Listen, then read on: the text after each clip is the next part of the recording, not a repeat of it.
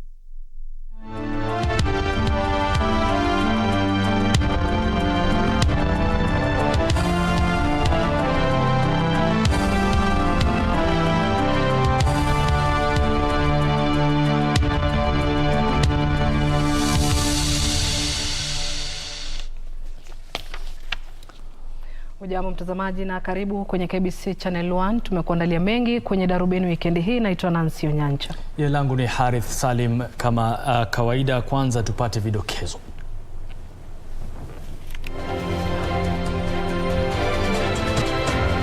Raila Odinga kupitia mawakili wake awasilisha ushahidi unaodai unadhibitisha kuvurugwa kwa fomu 34A katika mtandao wa tume ya IEBC na watu ambao hawakuhusika na uchaguzi mkuu. Naibu Rais William Ruto aiambia mahakama ya upeo kwa baraza la usalama wa kitaifa lilijaribu kuvuruga matokeo ya uchaguzi wa urais. Ripoti ya uhakiki wa kura za urais kwenye masanduku 41 kutoka vituo 15 vya kura wabaini kasoro mbalimbali katika vituo hivyo.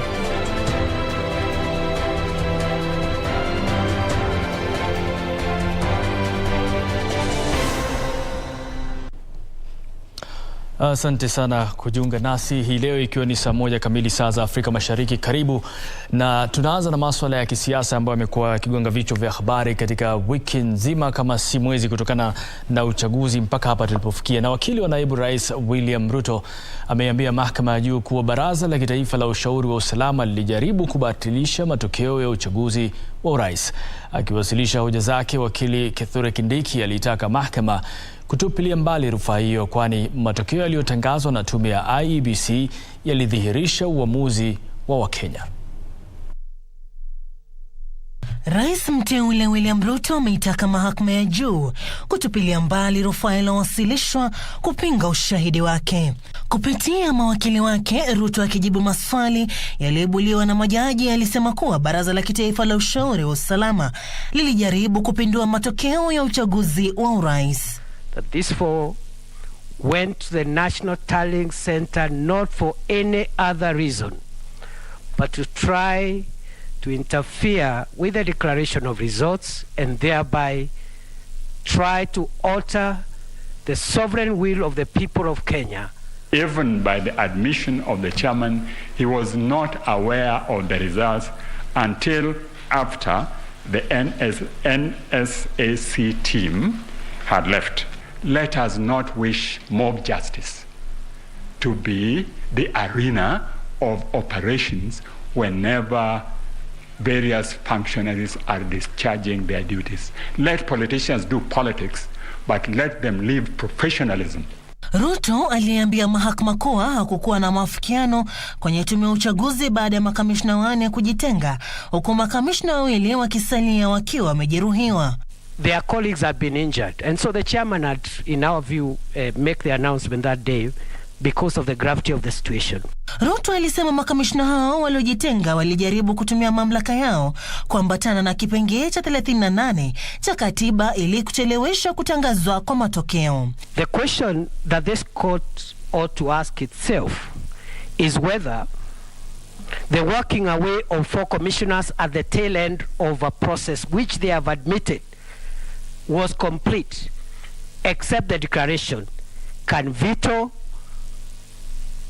the sovereign will of the people of Kenya. Ruto sasa anaitaka mahakama kutupilia mbali rufaa hiyo, akisema haina misingi yoyote. Na mlichi ya maswali yaliyoulizwa na jopo hilo la majaji 7 kuweza kujibiwa na pande zote, uamuzi sasa bado unasalia kwenye jopo hilo la majaji 7 ili kuweza kutoa uamuzi katika hukumu yao. Sarafina Robi, Darubini.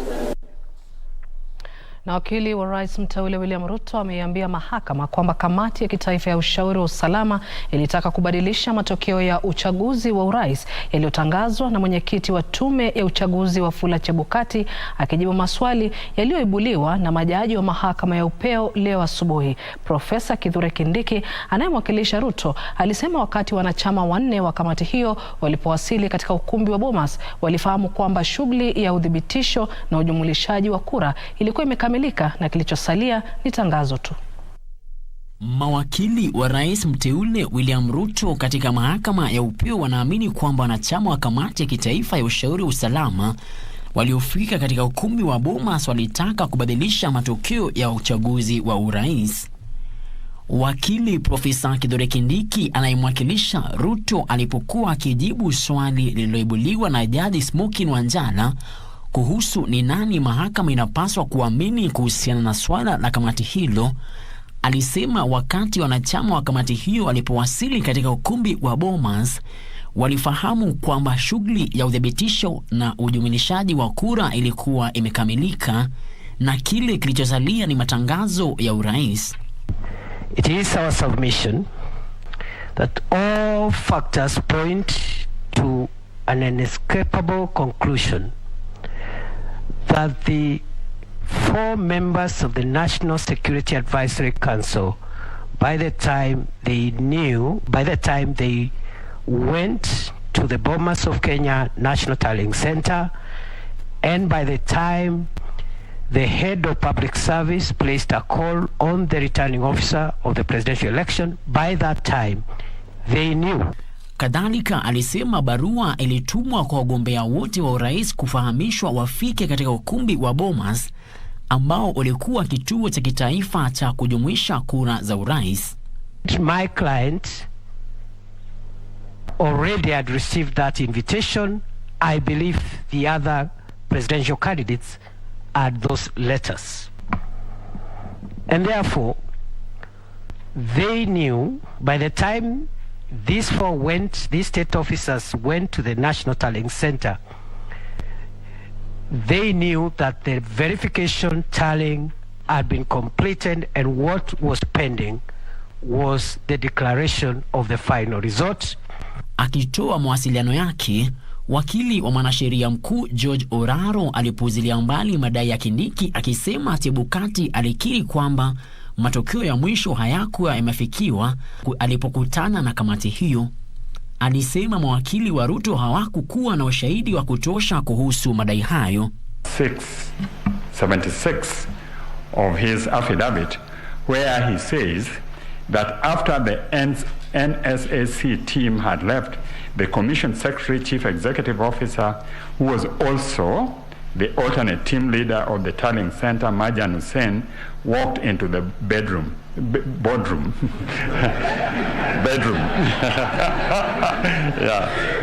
The purpose of the meeting was to receive the final tally. Naye wakili wa tume ya IBC George Murugu alijibu swali la Jaji Isaac Lenaola kuhusu ni kwa nini Chebukati hakusubiri hadi siku inayofuata ili kutangaza mshindi kabla ya rabsha kuzuka, na hivi ndivyo alisema. He made considerations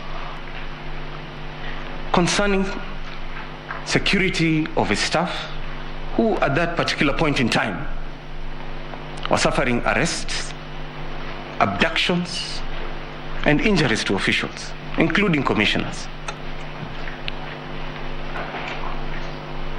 In his mind, it was prudent to conclude the exercise since Article 138(3)(c) had been fully satisfied. Frederick Mwoki, Darubini. Na Raila Odinga kupitia mawakili wake aliwasilisha katika mahakama ya upeo ushahidi ambao amedai unathibitisha kuvurugwa kwa fomu 34A katika mtandao wa tume ya IEBC na watu ambao hawakuhusika na uchaguzi mkuu. Jose Camargo, mmoja wa raia wa Venezuela ambaye alikuwa ametiwa mbaroni kuhusiana na madai ya kunaswa akiwa na vifaa vya uchaguzi, amedaiwa kuhusika. Mawakili hao wamedai kwamba vifaa vya kupigia kura kidijitali vyenye nambari zinazoshabihiana vilitumiwa kusambaza data kutoka vituo mbalimbali vya kupigia kura vilivyoko umbali wa takriban kilomita 1000. Katika siku ya 3 na ya mwisho ya vikao vya kusikiza rufaa ya uchaguzi wa urais katika mahakama ya upeo, Julie Soweto, mmoja wa mawakili wanaomwakilisha Raila Odinga, akiwasilisha kile alichodai kwa ushahidi wa kuthibitisha kuwa raia wa kigeni walivuruga fomu 34A zilizochapishwa kwenye mtandao wa tume ya IEBC. Soweto aliwasilisha mahakamani nakala ya fomu 34A ikiwa na jina la mmoja wa raia wa Venezuela ambaye alikuwa ametiwa nguvuni humu nchini mwezi Julai mwaka huu, Jose Castellanos, kwa madai ya kupatikana na vifaa vya uchaguzi. Soweto alidai kuwa raia huyo wa kigeni aliwacha ushahidi wa kuvuruga mchakato wa uchaguzi. We were told the foreigners left before the 8th of August. We were told they did not even have access to maintain the server. This is on the 9th of August, and at the top left-hand corner there is the name of one of the Venezuelans, Jose Camargo. This is the person who decided the president-elect of the country. This person is the one who was interfering with the forms. The document relating to Jose Camargo has come from the QR register, which is distributed to every polling station. Apio took an original form 34A. He had the QR register and he took a picture of it. Aliongeza kuwa licha ya vifaa vya kupigia kura kidijitali KIMS kuwa na nambari maalum ya usajili, baadhi ya vifaa hivyo vilidaiwa kusambaza matokeo kutoka kwa zaidi ya kituo kimoja cha kupigia kura. This is the same KIMS kit transmitting or sending results, one from Mount Elgon, 1,000 kilometers away from Nyeri town, 2 hours later. How is that possible when each KIMS kit was supposed to have, each polling station had its own unique KIMS kit, and as we have shown, the 11,000 polling stations that we had complained were staged were transmitted all from one IP address. Mlalamishi huyo akihoji kuwa ishara zote ziliashiria kuvurugwa kwa fomu, kwani zile zilizokuwa kwenye mtandao wa tume ya IEBC zilikuwa na rangi nyeusi na nyeupe badala ya kuwa na rangi inayohitajika. The original Form 34A is a colored form that should have appeared at the National Tallying Center if transmitted in one transaction as a colored form, and the fingerprints of those who interfered in the systems are still there. Walalamishi wametoa wito kwa mahakama kuchukua hatua kali dhidi ya waliotekeleza kitendo hicho, akiwemo mwenyekiti wa tume ya IEBC Wafula Chebukati, iwapo atapatikana na makosa ya kukiuka katiba. At the end of the day, the only question will be, did the chair act in accordance with the Constitution? Is it fair to invite you to find that the other commissioners do not matter? The chair of IBC is a first among equals, just like in this court. The court must restate the duty of IEBC to protect the vote at all times in every place, and that it cannot pass the buck to parties when wrongs happen. You, with respect, cannot allow what has happened at IBC to go without some kind of action in the line. Impunity must be punished. And impunity and punish breeds arrogance. and arrogance leads to arbitrary exercise of power. Nasio Kware, Darubini. Na vikao vya siku tatu vya kusikizwa kwa rufaa ya uchaguzi wa urais katika mahakama ya upeo humu nchini vimekamilika leo, huku majaji wakitazamiwa kwenda faragha kuandika uamuzi wao. Uamuzi wa jopo la majaji 7 wa mahakama hiyo utatolewa mnamo siku ya Jumatatu juma lijalo. Kikosi hicho kinaongozwa na Jaji Mkuu Martha Koome. We work as a team. We divide roles here so that we don't all speak at the same time. And here, like things we have heard you say today, we consider ourselves equal. None of us has a veto power, but of course we have a team leader. We thank you very much. Pray for us as we undertake the next phase.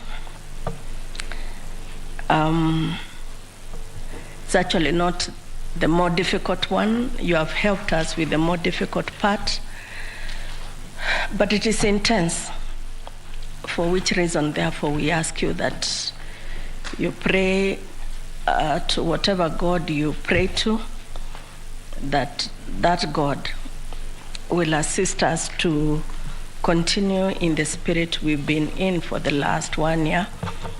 And that we shall have a very high sense of discernment, and that we shall return to Kenya a judgment not less than what Kenya expects. Continue to pray for us so that we can render judgment that promotes our constitution, that is anchored in the law, that nurtures our democracy, that brings harmony to our country, and everything good that is stated in our constitution. So with those remarks, I will wish you a very nice evening, and as we retire ourselves to continue working.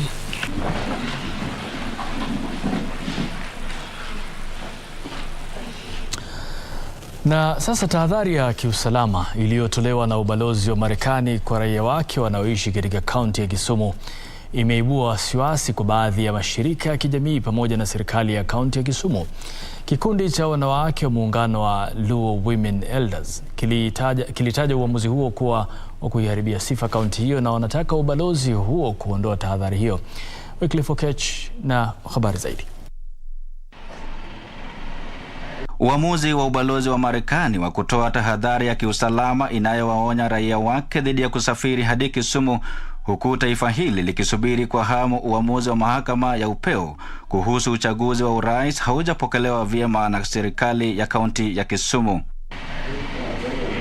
Kwenye ujumbe, serikali ya kaunti hiyo imeitaja kaunti hiyo kuwa iliyo na amani na inayojali maslahi ya kila mmoja bila kujali swala la uraia.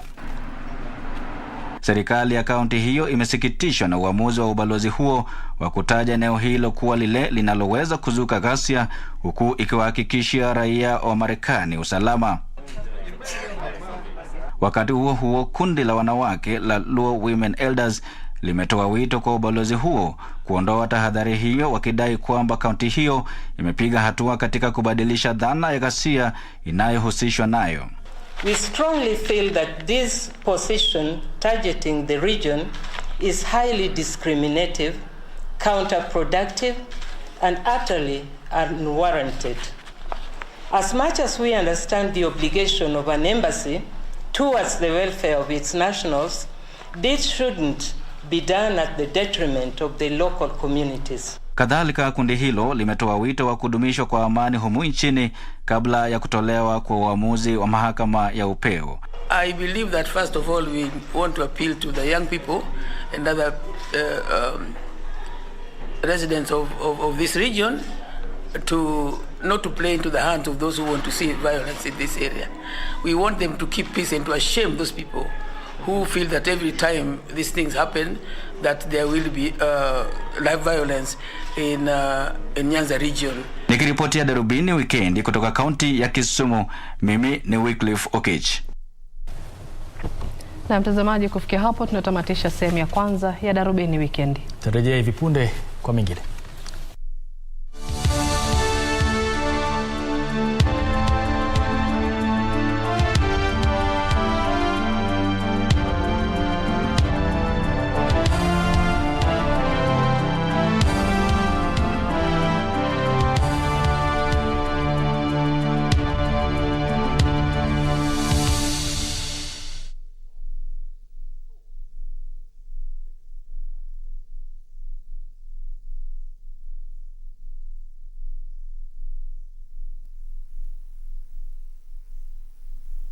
Hello there. Good boys gone bad. Eric Omondi has evolved from being a comedian to now being the king clout chaser. How does a gospel artist make money? Jaguar wet again. Anaweza kuwa celeb, anaweza kuwa na followers, but it's a time for artists to make bank. Yes. How is your relationship with Zari, considering that she dates young? These are accessories. They do not make... Slap the guy. Yo, what's up? My name is Ted Josiah. Ah, mashallah. You sing about serious issues, it will not trend. If you sing about Adhiambo C. No. Bahati hata kuwa na machozi. Willy Paul ndio alikuwa anatoa machozi. For your beat these boys with stones. Let's all be logic. Yes, washukangi chini analeta pesa. Musicians are missing the point. Do we sip water? You are watching Pop Culture with Adhiambo with a Y.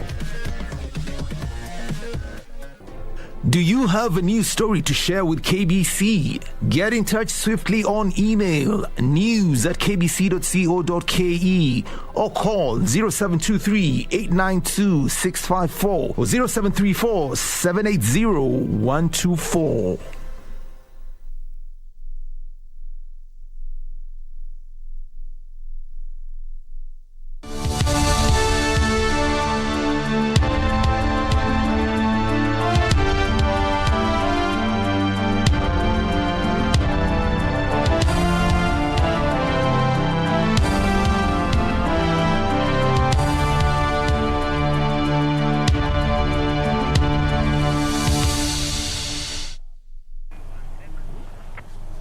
Karibu mtazamaji, naendelea kutazama Darubini Wikendi. Rais mteule Daktari William Ruto leo amekaribisha chama cha Devolution Empowerment Party DEP katika mrengo wa Kenya Kwanza, akiupokea uongozi wa chama hicho kinachoongozwa na aliyekuwa gavana wa kaunti ya Meru Harith katika afisi yake rasmi iliyoko mtaani Karen jijini Nairobi.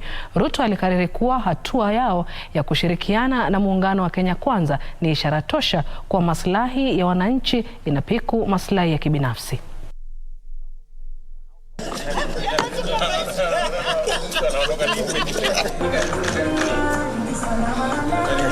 Hapa kwako kwa sababu imefika wakati na uchaguzi ambaye umemalizika juzi.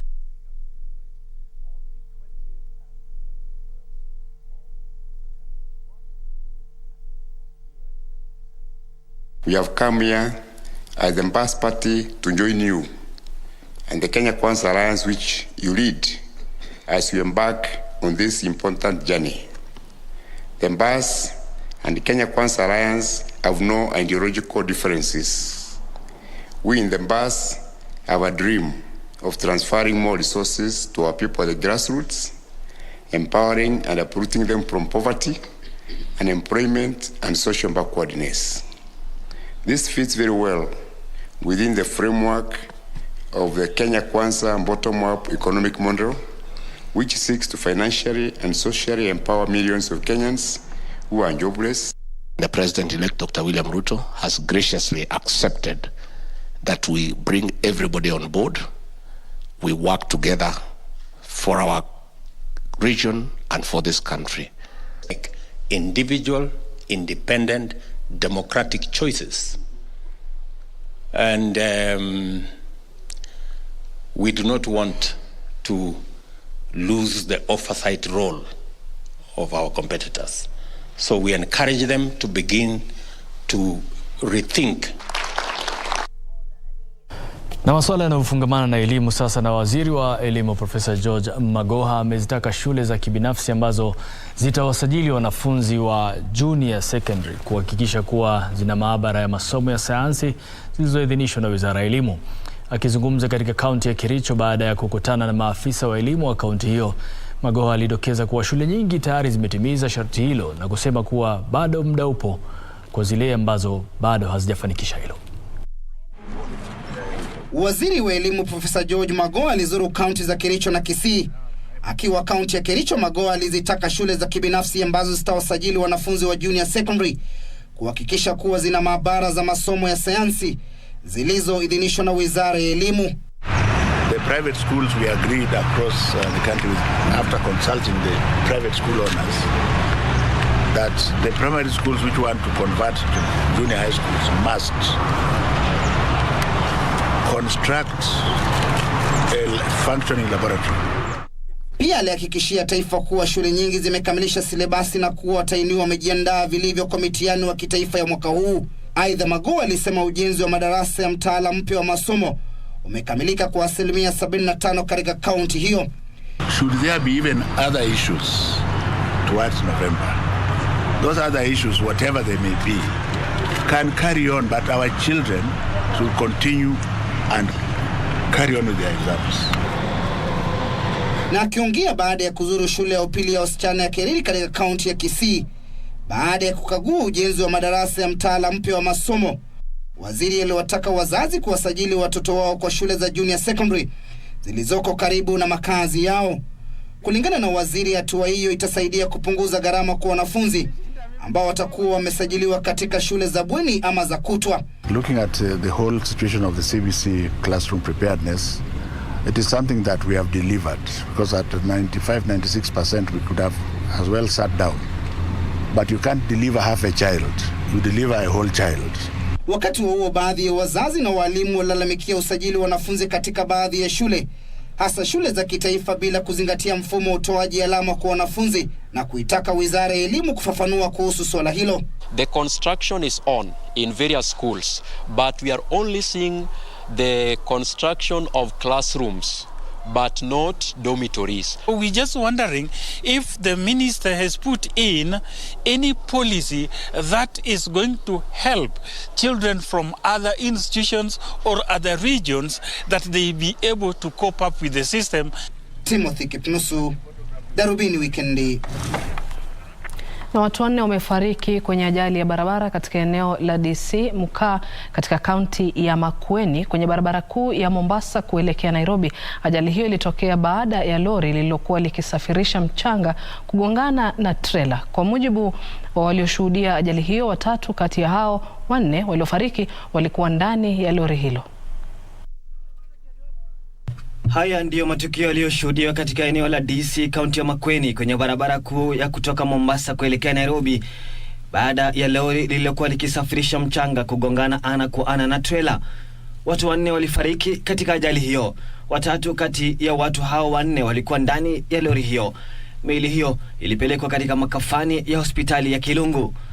Wakati huo, wakilishi wapya waliochaguliwa na watu walio na ulemavu katika kaunti ya Migori wameahidi kupigania umoja, uwekezaji na elimu kwa wanachama wao. Training centers, mambo ya kufanya biashara, training, tunahitaji employment na inclusion in committees in each and every department.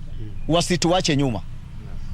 Boards zote za shule, departments ya government, hata ya national government, tunaomba tusiachwe nyuma, tushirikiane pamoja. Kwingineko, taasisi ya mafunzo ya kiufundi ya Merti mjini Isiolo imejengewa na serikali ya kitaifa ili kusaidia kuimarisha viwango vya elimu vya vijana wanaohitimu kutoka shule za msingi ila wanakosa kujiunga na shule za sekondari na vyuo vikuu. Mbunge wa Isiolo Kaskazini Joseph Samal alitoa wito kwa vijana wa eneo hilo kujiunga na taasisi hiyo, kwani itachangia katika ustawi wa eneo hilo.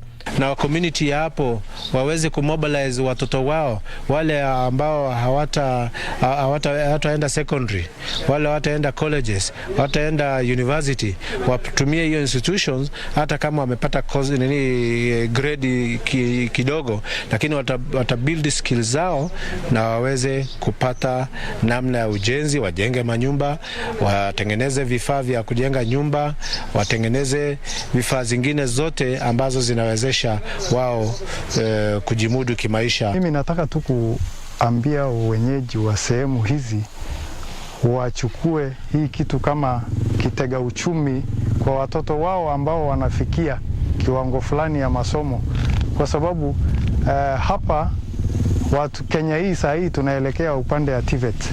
Hatimaye gavana wa Murang'a Irungu Kang'ata amebuni mikakati kadhaa kupiga jeki utoaji huduma katika hospitali ya level 5 ya Murang'a. Gavana huyo alielezea kufadhaishwa na uhaba wa vifaa muhimu katika hospitali hiyo. Alizungumzia swala la wagonjwa kutumia kitanda kimoja na wale waliolazwa ila wanakosa chakula.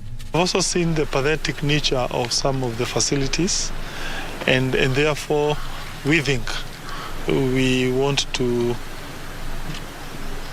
plan and do something to alleviate the problems in our healthcare, starting with the major hospitals in Murang'a County. Number one is the staff matters. Harith Abdullahi, Darubini. Naam, katika biashara leo ni kwamba wakulima wa mashamba madogo watapata vifaa vya gharama nafuu vya utayarishaji na upakiaji na pia uuzaji mazao yao ya kilimo nchini Pakistan kufuatia mkataba uliofanikishwa na Chama cha Kitaifa cha Viwanda na Biashara. Mengi zaidi ni katika mseto wa biashara. Chama cha Kitaifa cha Viwanda na Biashara kimesema kuwa wakulima wa mashamba madogo wamelazimika kutegemea teknolojia duni ya kilimo, hali inayosababisha mazao duni na machache.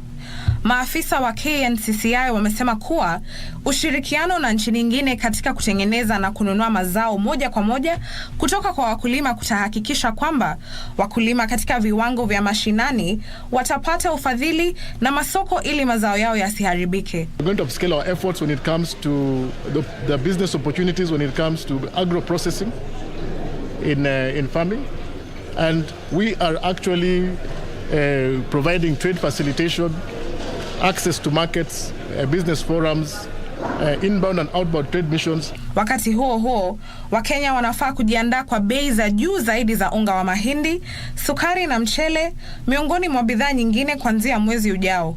Halmashauri ya ukusanyaji ushuru nchini KRA imesema kuwa itaongeza ushuru kwa 6.3% katika muda wa siku 30 zijazo. Ongezeko hilo la ushuru linaambatana na sheria ya fedha ya mwaka 2015 inayoipa halmashauri hiyo mamlaka ya kuongeza ushuru kuambatana na rekodi rasmi za mfumuko wa bei. Na hatimaye Kenya inahitaji kuongeza bei za bidhaa zinazonunuliwa kwa wingi katika soko la uuzaji bidhaa nje ili kuziba pengo lililoko la kiwango cha uuzaji bidhaa nje. Afisa mkuu wa shirika kuhusu uuzaji bidhaa Dr. Wilfred Marube amesema kuwa kiwango cha sasa cha 1:3 katika uuzaji bidhaa nje kinainyima Kenya fursa ya kuuza bidhaa za hali ya juu zinazotengenezewa humo nchini. Having looked and having walked through the entire exhibition on the innovations that were available, I do believe that this young and future crop of innovators, as we speak, will be able to contribute not just to Kenya, but to the global community. Aliyasema hayo wakati wa siku ya ubunifu katika chuo kikuu cha kilimo na teknolojia cha Jomo Kenyatta University, ambako ilibainika kuwa taasisi za elimu ya juu ni miongoni mwa maeneo ya kuimarisha ubunifu kwa minajili ya soko la kimataifa. Ndotamo Kami, Darubini Wikendi.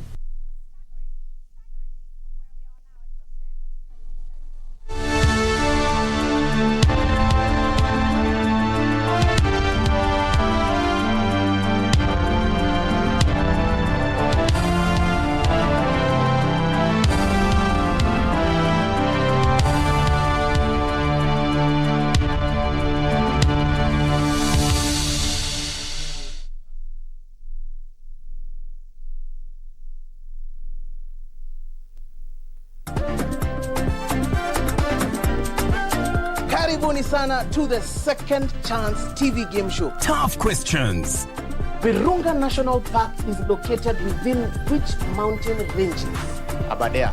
Aberdare? Is that your final answer? Tough challenges. Lona teammate yako kwenda. 3, 2, 1. It's a survival for the smartest. 10 seconds to go. Who is the current president of Malawi? Jakaya Kikwete. Wrong answer. That is the wrong answer. Does it border to the east? Nakuru. Nakuru County. Nakuru County, you get 2,000 bob. Premiering soon on Channel 1.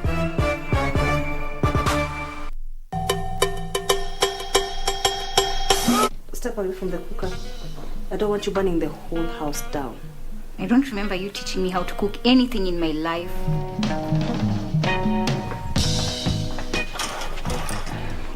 Brother.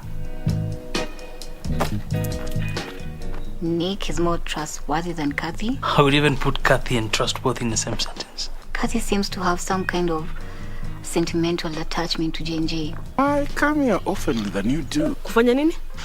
I work closely with Glenn. Okay. Glenn, yeah. Glenn. Ulikuwa unafikiria ni Kathy? Nani anifanyia interview? Na majaibe na mashoka ziko wapi? Leo hakuna kazi yako, utakuja next week.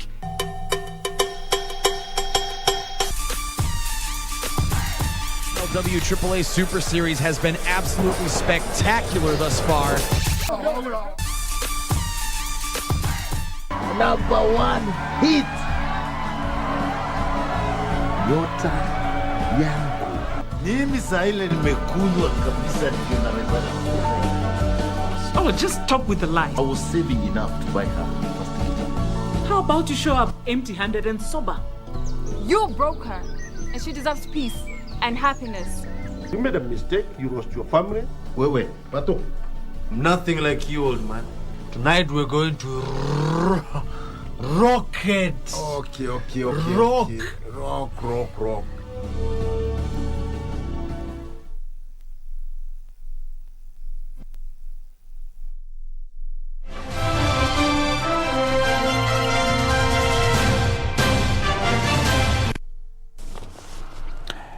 Kitambulisho hicho ni ishara tosha kwamba ni wakati wa habari za michezo. Kama tunavyodokeza kila mara, si mchezo kukosa michezo kwenye Darubini Wikendi. Hivyo basi tucheze sote michezoni. Mimi naitwa Timothy Kipnusu. Nanga taarifa kwamba kocha mkuu wa timu ya taifa ya wanaume ya raga ya wachezaji 7 kila upande Damian McGrath amekitaja kikosi kitakachoshiriki kwenye kombe la dunia mjini Cape Town, Afrika Kusini kuanzia Septemba 9 hadi 11. Mchezaji mzoefu Collins, taarifa kamili ni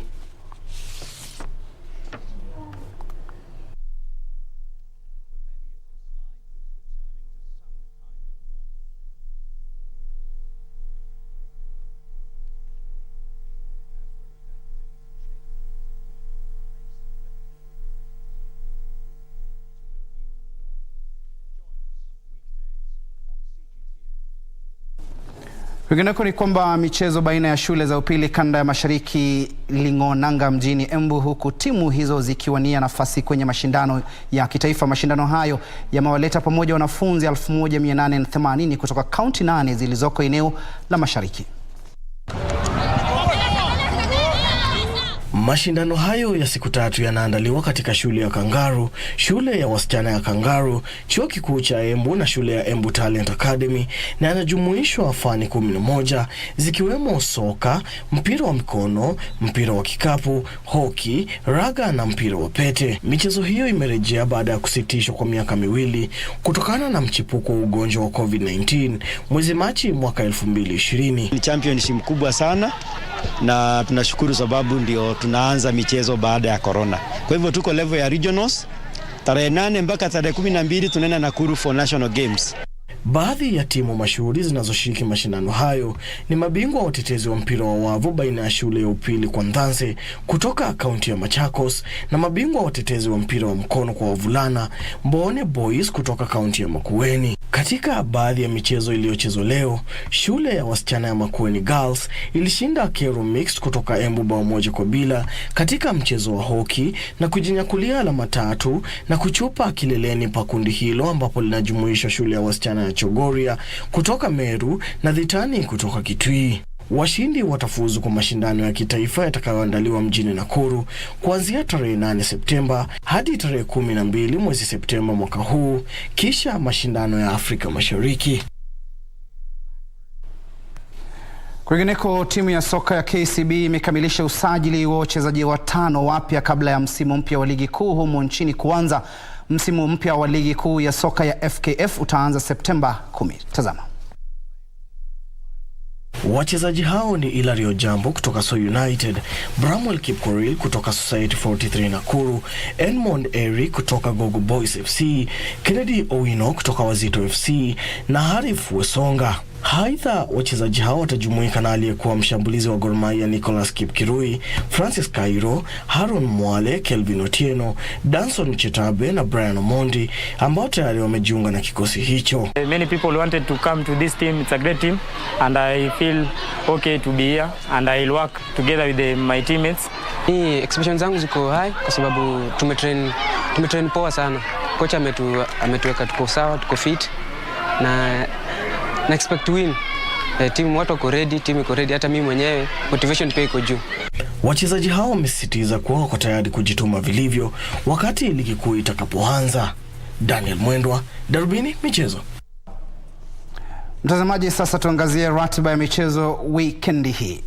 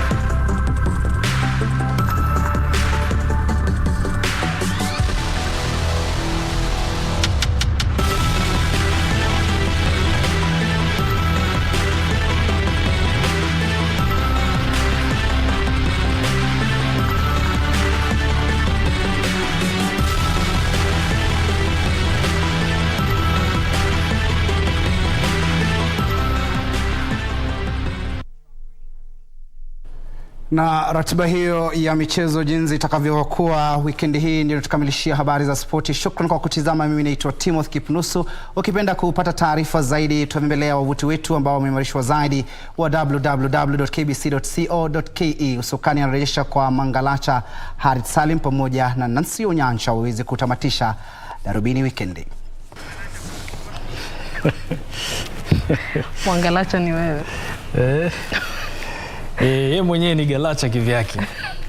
Manake bila Kipnus kukamiliki mambo, lakini ndio kama hiyo. Asante sana Timothy.